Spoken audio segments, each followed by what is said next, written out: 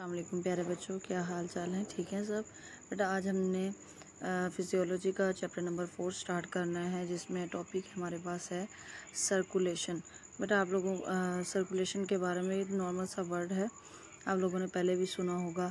Circulate करना, किसी चीज़ का घूमना एक जगह से दूसरी जगह तक, उसको हम क्या कहते हैं? सर्कुलेशन। इंट्रोडक्शन में है, this is the transport system which carry circulate bloods and the lymph throughout the body. There are 2 types of the circulation. वो हमें कह रहा है कि हमारे पास जो ब्लड है वो क्या होगा, हमारी बॉडी में सर्कुलेट करेगा थ्रू आर ट्रांसपोर्ट सिस्टम, और हमारे पास ब्लड के साथ लिम्फ भी होंगे जो कि आपकी पूरी बॉडी में घूमेंगे।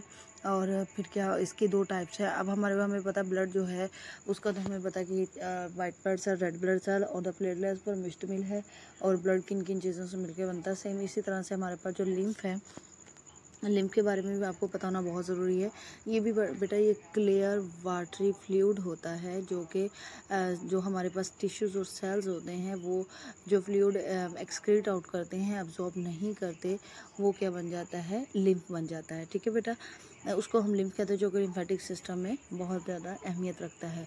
हमारे पास 2 टाइप हैं, सिस्टमेटिक सर्कुलेशन और pulmonary circulation. Systematic it is also known as a general circulation or the peripheral circulation. This circulation supplies all the tissues of the body except the lungs.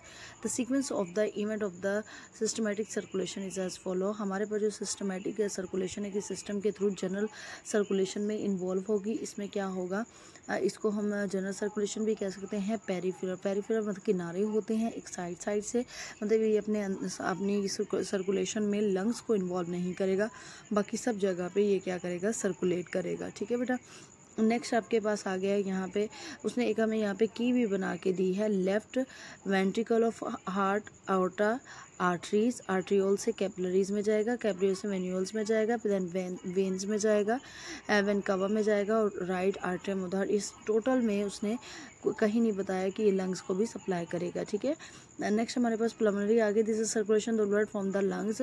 ये प्लमनरी जो circulation है ये क्या करेगी? Lungs को involve करेगी। The sequence of event of the circulation is as follow, और उन्हें हमें एक सीक्वेंस बना के दिया है। Right atrium ventricle of the heart, pulmonary artery, pulmonary arterioles, pulmonary capillaries, venules and the vein and the left atrium of the heart. ठीक है बेटा, फिर उसने हमें यहाँ पे फिग भी बना के दी है। ठीक है, नेक्स्ट हमारे पास फंक्शन आ गए हैं। Functional part of the circulation हमने तो कहा कि ये तो होगी, हमारे पास ब्लड भी सर्कुलेट करेगा, लिम्फ भी सर्कुलेट करेंगे, लेकिन कौन सी ऐसी चीज़ें हैं जो कि इसमें इन्वॉल्व होंगी? कौन से ऐसे कंपोनेंट्स हैं जिसमें हमारे पास आता है? हार्ट आता है, हमारे पास आर्टरीज आती हैं, आर्ट्रियोल्स आते हैं, देन फर्दर ऐसे ही हमारे पास आगे और भी चीज़ें आती जाएंगी। फर्स्ट वन हमारे पास जो हार्ट है, this is a conical hollow muscular organ situated in the middle mediastinum. It is enclosed within the pericardium. It pumps blood to the various part of the body to meet their respective nutritive requirements. हमारे पास जो heart है वो क्या है? Conical shape में होलो होता है, और ये मस्कुलर मतलब इसके ये मसल से बना हुआ आर्गन है। इसके जो मेन मसल है वो कार्डिक मसल है। ठीक है, और ये आपको कहाँ मिलेगा? मेडिस्ट्रियम के बिल्कुल मिडल में मिलेगा। ठीक है, और इसके ये इनक्लोज क्या होगा, मतलब ये किसके अंदर गिरा हुआ होगा? पेरिकार्डियम के, और जो कि क्या करेगा? हमारे ब्लड को पंप करेगा various part of the body. ठीक है, नेक्स्ट हमारे पास आर्टरीज हैं। These are the series of the blood vessels which carry oxygenated blood away from the heart. Next pulmonary और the umbilical artery. The wall of the arteries are constructed of the 3 cords of the tunica. They have the hollow cone called lumen through which blood flows. वो हमें कह रहे हैं कि हमारे पास जो आर्टरीज हैं ये दिल से ऑक्सीजनेटेड ब्लड को लेकर जाएंगी। ठीक है, और इसमें क्या होगी कि जो हमारे पास ये मौजूद होंगी, इसकी जो वाल होंगी आर्टरीज की, वो किससे मिलकर बनी होंगी? 3 कॉर्ड्स ऑफ द ट्यूनिका। ठीक है बेटा, नेक्स्ट हमारे पास आर्ट्रियोल्स आ गए। These are the smaller branches of the arteries. हमारे पास जो आर्टरीज हैं वो बड़ी होंगी, और आर्ट्रियोल्स जो होंगे वो उससे थोड़ी सी छोटी होंगी। Which deliver blood to the capillaries, जो कि आर्ट्रियोल्स जो हैं वो उसको कैपिलरीज को क्या देंगी? ब्लड देंगी। Arterioles play a key role in the regulating blood flow from the artery into the capillaries. जब हमने पढ़ा है कि हमारे पास जो आर्टिकल्स हैं वो कैपिलरीज को ब्लड देंगी, तो इसका मतलब ये मेजर रोल प्ले करेंगी। The smooth muscles of the article like that the arteries is subject to the vascular constriction and the vasodilation, a change in the diameter of the arterioles can also significantly effect the blood pressure. वो कह रहा है कि अगर इसमें आर्टियोल्स के part में अगर कहीं पे थोड़ा इसके डायमीटर में थोड़ा सा भी अगर सिग्निफिकेंटली इफेक्ट होता है तो ब्लड प्रेशर को भी वो क्या करेगा, इफेक्ट करेगा। ठीक है, नेक्स्ट हमारे पास आगे हैं कैपिलरीज। अब कैपिलरी, पहले हमने आर्टरीज के बारे में पढ़ा था, और आर्टरीज हमें क्या कह रही हैं कि ये हमारे दिल से ऑक्सीजनेटेड ब्लड लेकर जाएंगी। ठीक है, अब फिर वो जाके अब हमने आगे पढ़ा कि आर्टियोल्स आएंगी। आर्टियोल्स क्या करेंगी, ये आर्टरीज से कम छोटी होंगी थोड़ी सी, और ये आर्टरीज से किसको देंगी, ब्लड को डिलीवर करेंगी कैपिलरीज की तरफ। नेक्स्ट हमारे पास कैपिलरीज आ गए। These are the diffuse network of the blood vessels which connect the arterioles and venules.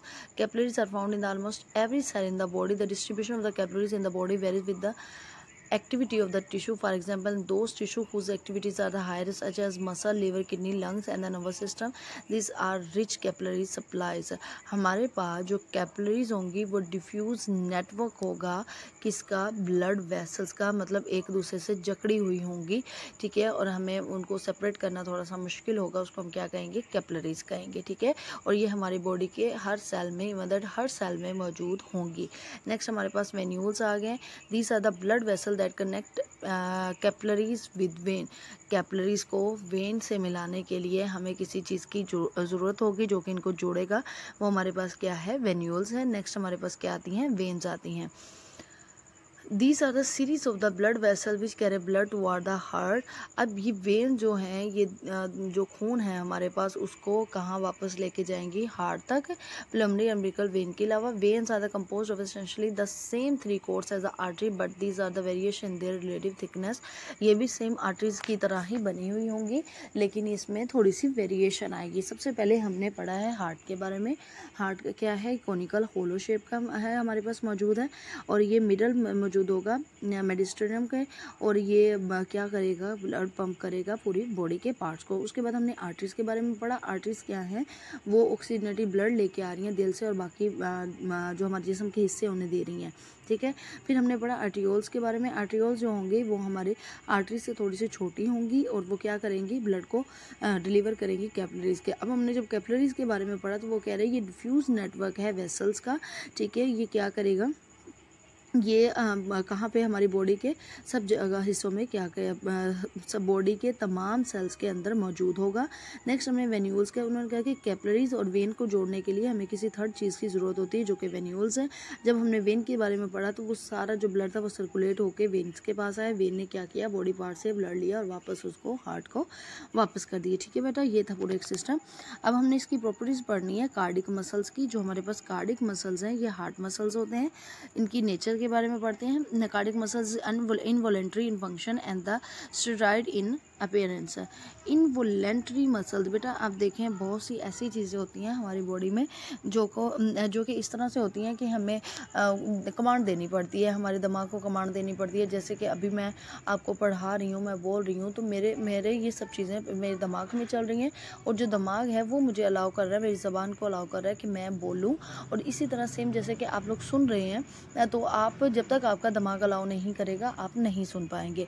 ये होती है वॉलेंट्री। ठीक है, मतलब जो चीज़ें आपके काबू में हैं उनको हम क्या कहते हैं, वॉलेंट्री कहते हैं। इसी तरह हमारे पास बहुत सी ऐसी चीज़ें हमारी बॉडी में ऑर्गन्स मौजूद हैं जो कि इनवॉलेंट्री हैं, जैसे कि सांस का आना, ठीक है, जैसे कि दिल का धड़कना।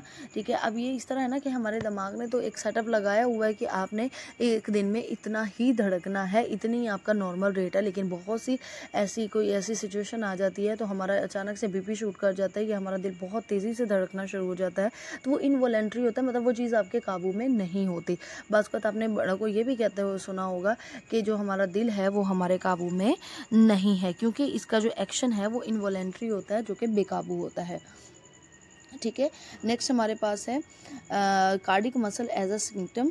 When a number of the cells function as a single unit the whole functional unit is called functional syncytium. हमारे पास जो नंबर ऑफ सेल्स हैं, जितने भी सेल्स हैं वो क्या करें, फंक्शन जो प्ले करें वो सिंगल यूनिट में करेंगे, और जो होल फंक्शनल यूनिट होगा उसको हम क्या कहते हैं, functional syncytium. The heart is compose of the 2 different syncytia, the atrial syncytium and the ventricle syncytium. ठीक है बेटा, नेक्स्ट हमारे पास आ गई है Atomicity is the ability of the cell to undergo depolarization. Rhythmicity denotes spontaneous depolarization occurring at regular interval as sodium ions are the leaky to the SA node fiber that का depolarization at a regular interval. हमने जैसे कहा कि हमारा जो दिल है वो क्या है, इनवोलेंट्री काम करता है, कार्डिक मसल जो हैं वो इनवोलेंट्री तौर पर काम करते हैं। फिर हमने कहा कि इसको सिनिक्टियम भी हम कह सकते हैं कि हमारे जो सेल हैं वो प्रॉपरली काम करेंगे, लेकिन जब वो मिलकर काम करेंगे तो उसको हम यूनिट बना देंगे, और जो यूनिट काम करेगा मुकम्मल उन यूनिट्स को हम नाम दे देंगे सिनिक्टम का, ठीक है। और इसी तरह ये दो चीज़ों से मिलकर बना होगा, आर्ट्रियम और वेंट्रिकुलर से। और इसी तरह हमने एटोमिस्ट्री पढ़ी। एटोमिस्ट्री सेल के पास एबिलिटी होती है कि वो क्या कर सके, डीपोलराइजेशन कर सके। और हमारे पास रेमिथिस्ट्री पढ़ी है जिसमें वो क्या कह रहा है कि स्पॉन्टेनियस होगा, डीपोलराइजेशन होगी एट अ रेगुलर इंटरवल पर, ठीक है। मतलब इसके पोलर आयन जो होंगे वो सेपरेट होंगे। हमारे पास दो रिएक्शन होते हैं, एक हमारे पास होता है स्पॉन्टेनियस और एक हमारे पास क्या होता है, नॉन स्पॉन्टेनियस। हमारे पास जो स्पॉन्टेनियस होता है वो अकॉर्डिंग टू हमने जो एक सीक्वेंस सेट किया होता है, एक सिस्टम सेट किया होता है, उस सिस्टम को हम क्या कहते हैं, स्पॉन्टेनियस कहते हैं, ठीक है। नेक्स्ट हमारे पास आ गई है conductivity. This is the transfer of the cardiac impulses from the sinoarterial node SA node to the all cardiac muscle. जो कंडक्टिविटी करवाएगा वो हमारे पास क्या होगा, सिनोआर्टियल नोड को तमाम कार्डिक मसल्स के साथ क्या करवाएगा, अटैच करवाएगा, ठीक है बेटा। नेक्स्ट हमारे पास आ गया है पाथवे।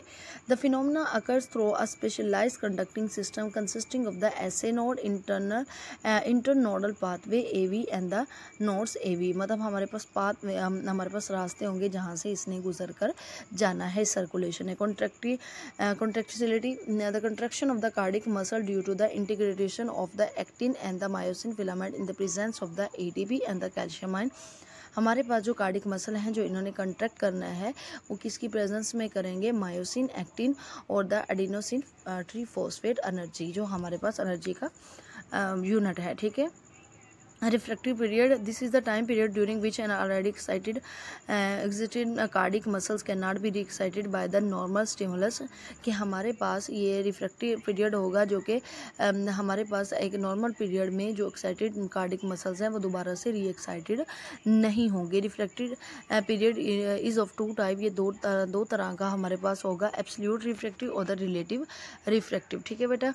अब हमारे पास टॉपिक है ऑल और nothing law. The cardiac muscles fibre do not contract the stimulus is sub threshold, they will contract with constant strength if the stimulus is at और अबव द थ्रेशोल्ड। हमारे पास जो यहाँ पर मौजूद होगा, एक मिनट जी बेटा, हम ये पढ़ रहे हैं ऑल और नथिंग ला। ये दिल के मामले में एक ला लगता है, या तो तमाम या तो कुछ नहीं, ठीक है। तो हमारे पास अगर तो हमारा जो स्टिमुलस होगा वो बहुत ही ज़्यादा स्ट्रॉन्ग होगा तो क्या होगा कि हमारा रिस्पॉन्स भी उतना ही स्ट्रॉन्ग होगा। अगर हमारा जो स्टिमुलस है वो काफ़ी वीक होगा तो हमारा जो रिस्पॉन्स है वो या तो मिनिमम होगा या बिल्कुल ही नहीं होगा। थ्रेशोल्ड जो होता है मिनिमम एनर्जी रिक्वायर्ड होती है जो कि क्या करना होता है, हमारे स्टिमुलस को एक्टिवेट करना होता है, ठीक है बेटा। ये था हमारे पास कार्डिक मसल्स का।